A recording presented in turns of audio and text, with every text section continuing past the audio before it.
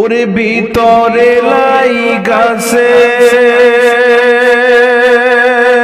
নবীর প্রেমের আগুন রে, ওরে জ্বালা জুড়ায় না, জ্বালা জুড়ায় না রে, ও জ্বালা জুড়ায় না,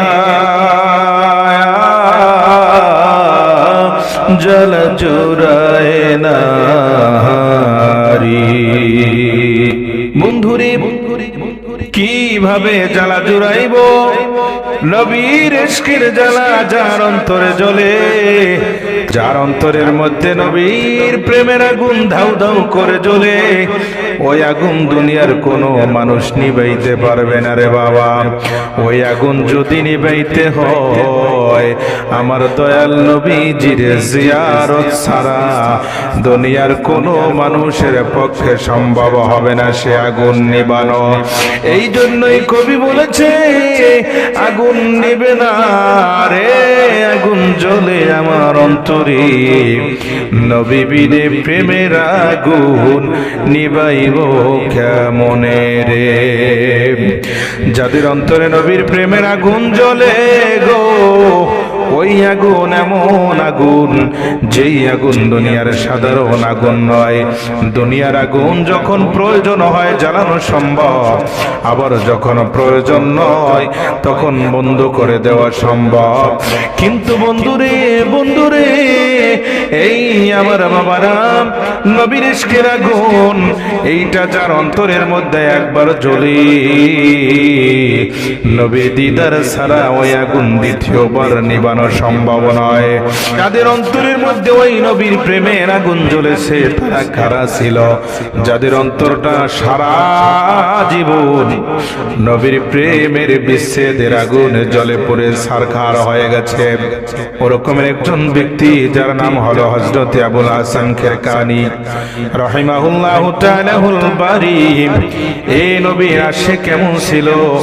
এমন পাগল ছিল, উনি যখন হজ কাফেলার প্রধান হয়ে আল্লাহর ঘর বাইতুল্লাহ শরীফ জিয়ারত করা শেষ করলো, এরপরে যখন আল্লাহর নবীর মদিনায় চলে গেল, সফর সাথীদেরকে বিদায় দিয়ে গেল, যাও রে সফর সাথীরা তোমরা যার যার দেশে চলে যাও, আমার আসতে দেরি হবে, কারণ আমার গাটুরির মধ্যে যেই পাসপোর্ট ছিল, আমার জরুরি কাগজপত্র ছিল রে সাথী ভাইরা, সবকিছু হারিয়ে গেছে। এখন আমি কিভাবে কাগজপত্র সারা দেশে যাইব?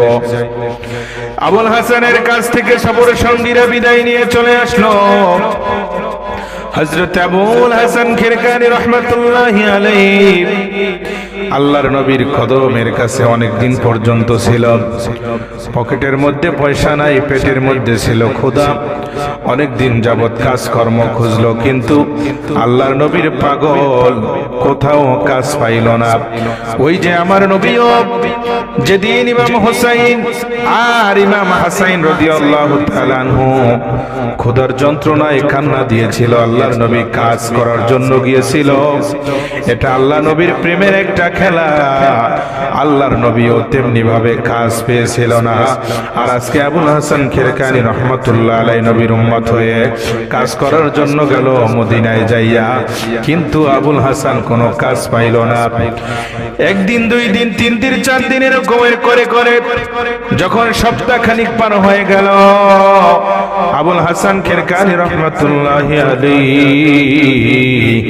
আল্লাহর নবীর রওজা মোবারকের কাছে আইসা দাঁড়ায়া আল্লাহর নবীজির রওজা মোবারকের গিলাফ মোবারকের সাথে কপালটা ঠেকাইয়া আবুল হাসান কান্দে আর ডাক দিয়া কয়, ইয়া রাসূলুল্লাহ, ইয়া হাবিবাল্লাহ, নবী গো,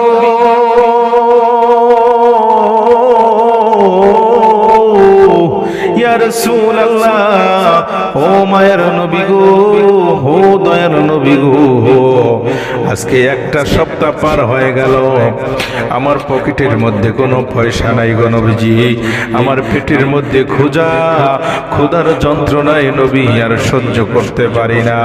ইয়া রাসূলুল্লাহ, ইয়া হাবিবাল্লাহ, দেশের জমিনে কিভাবে যাব? আমার তো কোনো পয়সা করি নাই, আমার কাছে প্রয়োজনীয় যে কাগজপত্র ছিল সব কাগজপত্রগুলো আমি হারাইয়া ফেলাইছি গো নবীজি, আমি কি করব? আপনি রওজা মোবারক থেকে আমাকে ফয়সালা দেন।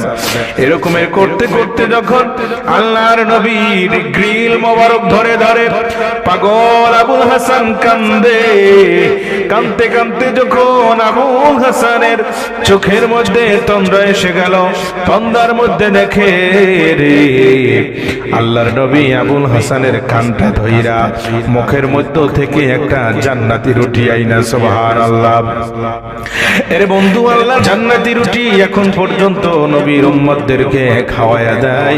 যদি নবীর উম্মত হওয়া যায় রে বাবা, আবুল হাসান খিরকানি আল্লাহর নবীর দস্ত মোবারক দিয়া, আল্লাহর নবী আবুল হাসানের কানের মধ্যে হাত দিয়া, আর আল্লাহর নবী একটা হাত মোবারক দিয়ে আবুল হাসান খিরকানির মুখের মধ্যে জান্নাতি একটা রুটি ঢুকাইয়া দিয়ে কয়, আরে আবুল হাসান যা, এই রুটি খাইতে খাইতে তুমি এখান থেকে বাড়ি চলে যাও। আবুল হাসান ডাক দিয়ে কয়, ইয়া রাসূলুল্লাহ, ইয়া হাবিবাল্লাহ, আপনার মদিনায় এসেছি, আমার মন চায় আবার আল্লাহর খানায় কাবা বাইতুল্লাহ দেখার জন্য।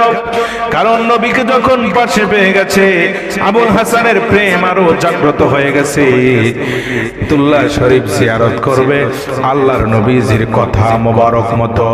এই জন্য আবুল হাসান ডাক দিয়ে কয়, নবী গো, আমার আবার মনে চায় আপনার খানায় কাবা, আল্লাহর খানায় কাবা বাইতুল্লাহ শরীফ গিয়া আবার আমি একটু বাইতুল্লাহ শরীফকে জিয়ারত করব, আমার মুখ দিয়া হজে আসওয়াদ পাথর আমি একটু চুমো খাবো।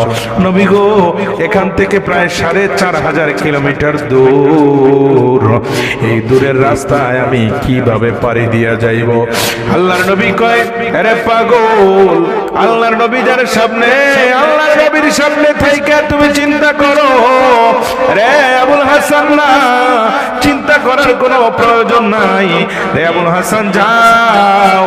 রুটি মুখের মধ্যে ধরাইয়া দিছে, আল্লাহর নবী কানের মধ্যে একটা মসর দিয়া দিছে, আবুল হাসান যা রে, রুটি খাইতে খাইতে মদিনা থেকে মক্কা চইলা যা। ছিল আল্লাহর নবীর খানায় হজ্জে বাইতুল্লাহ জিয়ারতে মদিনায়, আল্লাহর নবীর মদিনার গিলাপের সামনে দাঁড়িয়ে ছিল, আল্লাহর নবীর গ্রিল মোবারক ধরে ধরে কান্না করেছিল। আবুল হাসান ঘুমের মধ্যে তন্দ্রার মধ্যে আল্লাহর নবী যখন কান মোচড় দিয়ে ছেড়ে দিল, কান মোচড় দিতে আর ছেড়ে দিতে কতটুক সময় লাগে রে বাবা? এই কান মোচড় দিয়ে ছেড়ে দিল হযরত আবুল হাসান খিরকানি রহমাতুল্লাহি আলাইহি তার জবান মোবারক দিয়ে দুনিয়াবাসীকে এলার সংকেত দিয়ে গেল, ওরে দুনিয়াবাসীরা, আমার নিজের মুখে শোনো, আল্লাহর নবীর দস্ত মোবারকের মধ্যে কি পাওয়ার ছিল, আরে আল্লাহর নবীর দস্ত মোবারকের মধ্যে কত ক্ষমতা ছিল। আল্লাহর নবী যখন কানটা মুসর দিয়ে আমাকে ছেড়ে দিল, ওয়াল্লাহি তাল্লাহি বিল্লাহ, আমি ছিলাম আল্লাহর নবীর মদিনায়, চক্ষু খুইলা দেখি রে আল্লাহর খানায় কাবা বাইতুল্লাহর হাতিমের সামনে দাঁড়া, আল্লাহর খানায় কাবা বাইতুল্লাহর গেটের সামনে আমি দাঁড়িয়ে দাঁড়িয়ে আল্লাহর নবীর দেওয়া সেই জান্নাতি রুটি মোবারক আমি খাচ্ছি। আমি বড় আশ্চর্য হয়ে গেলাম, তাজিব হয়ে গেলাম, হায় হায়, এখান থেকে মদিনা প্রায় ৪৫০০ মাইল দূর, এই ৪৫০০ মাইল দূরের রাস্তা ১ সেকেন্ডের মধ্যে আমি পাড়ি দিয়া বাইতুল্লাহ চলে আসলাম। কই রে আল্লাহর নবী কই? আল্লাহর নবীর কদম মোবারক ধরে আমি চুমু খাবো, কিন্তু কোথায় পাবে রে আল্লাহর নবীকে, কোথায় পাবে? হে যুবক, এ মুরব্বী বাবারা, এই আমার যুবক ভাইরা যারা তোমরা শুনবা আলোচনাটুকু আমার, আমি তোমাদের পায়ে হাত দিয়া বলি, রে মুসলমানের সন্তান, ও নবীর উম্মত, কোন নবীর উম্মত তুমি হইলা? একটিবার বিছানায় শুইয়া বালিশের সাথে মাথাটা ঠেকাইয়া চিন্তা কইরা দেখলা না দুনিয়ার কাজে পইরা গেছো রে বন্ধু,